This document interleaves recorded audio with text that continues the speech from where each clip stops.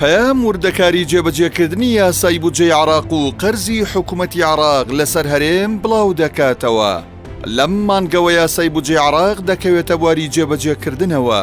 وەزارەتی دارایی عێراق بە هەماهەنگی لەگەڵ وەزارەتی پلاندانان ڕێنمایی کارپێکردنی بودجە دەردەکات.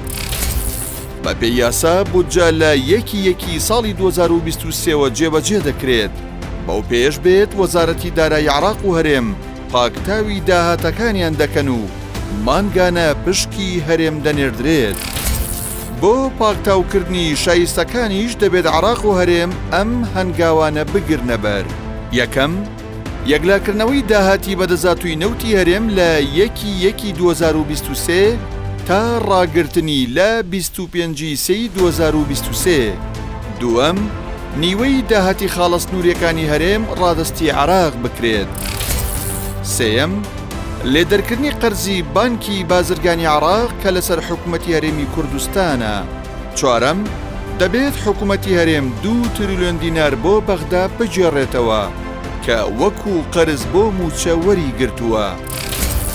حکوومەتی عێراق لە 6 مانگی یەکەمی ئەم ساڵ 5 جار 400 ملیار دیناری وەک قەرز بۆ هەرێم ناردووە. بەغدا لە مانگی ئازار 400 ملیار دینار و لە مانگی 5 800 ملیار دینار و لە مانگی 6 800 ملیار دیناری دیکەی بۆ هەرێم ناردووە. وردەکاری ڕێژەی پشکی هەرێم لە بودجەی عێراقدا.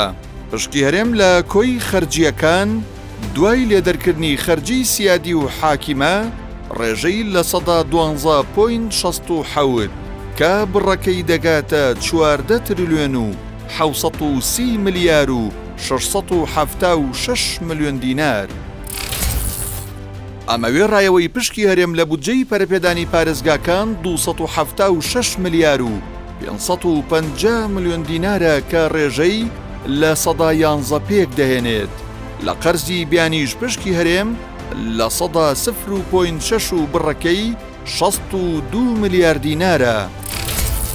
لە هەمان کاتیشدا پشکی هەرێم لە دەواازە سنووریەکان لە 150 کە لە ساڵێکدا بڕەکەی بە 780 ملیار دینار خەمڵێنراوە.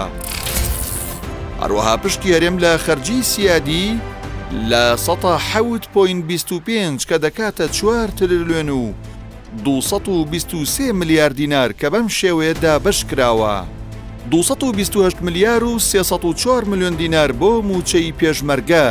خەرجی بەگەرخستنی پێشمەرگە 65 ملیار و 196 ملیۆن دینار و خەرجی وەبەرهێنان بۆ پێشمەرگە 53 ملیار و 729 ملیۆن دینارە. هەر لە چوارچێوەی خەرجی سیادی بڕی 3 تریلیۆن و 876 ملیار دینار بۆ تێچووی بەرەمهێنان و هەناردەکردن و گواستنەوەی نەوتی هەرێم دانراوە. لە خەرجی حاکیمە پشکی هەرێم لە 112.67 و بڕەکەی 1 تریلیۆن و 354 ملیار دینارە. کۆی گشتی پشکی هەرێم لە بودجەی گشتی عێراقدا. کۆی پشکی هەرێم لە بودجەی عێراقدا بە خەرجی بەکاربردن و وەبەرهێنان و سیادی و حاکیمە 21 تریلیۆن و 369 ملیار دینارە. لە کۆی گشتی ئەو 21 تریلیۆن دینارە حکوومەتی هەرێم ڕاستەوخۆ نزیکەی 16 تریلیۆن و نیوی بۆ دێت.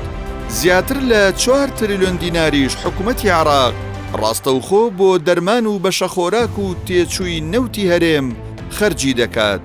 لەگەڵەوەشدا حکوومەتی هەرێم تەواوی داهاتی باج و ڕسوماتی ناوخۆی بۆ دەمێنێتەوە.